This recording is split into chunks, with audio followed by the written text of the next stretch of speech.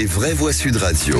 Et l'info qui roule ce soir avec François-Louis Bernaud. Bonsoir, merci d'être là. Vitesse d'obtention du permis de conduire, production auto en chute libre sur taxe américaine. L'actualité de la semaine a bien été mouvementée, visiblement, partout dans le monde. François-Louis Bernaud, vous nous faites le point de ce qu'il ne fallait pas manquer en tout cas. Absolument Cécile, après l'acier et l'aluminium autour des voitures. Donald Trump va imposer à partir de ce mercredi des droits de douane supplémentaires de 25% sur les véhicules importés aux États-Unis et parmi eux les véhicules produits en Europe.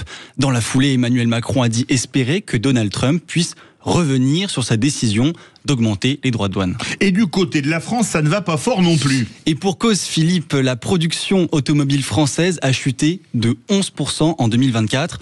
Un chiffre qui fait mal quand on sait que la France a produit 849 000 voitures contre plus de 3 millions en Allemagne. Sur le territoire, c'est l'usine Renault de Douai dans le Nord qui s'en sort bien avec une production de plus 74%. Il y a quand même des bonnes nouvelles finalement dans cette actualité. Il y a toujours des bonnes nouvelles, je vous rassure, notamment pour les habitants du Var qui nous écoutent, où les candidats au permis de conduire n'attendent en moyenne que 2 petites semaines pour décrocher une date à l'examen.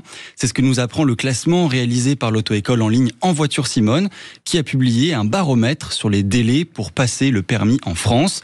Et en mauvais élève, on a le Calvados et la Charente-Maritime qui font partie des moins bons. Le Calvados et la Charente-Maritime qui font aussi partie de ces bons élèves. Et à l'inverse, l'Isère et la Sarthe où le temps d'attente est d'environ 11 semaines et demie. Et on va en reparler juste après avec nos invités, mais les partisans des ZFE ne décolèrent pas.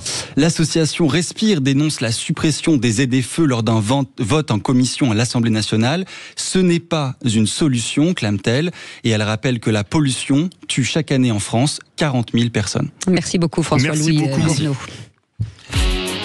Les vraies voix Sud Radio.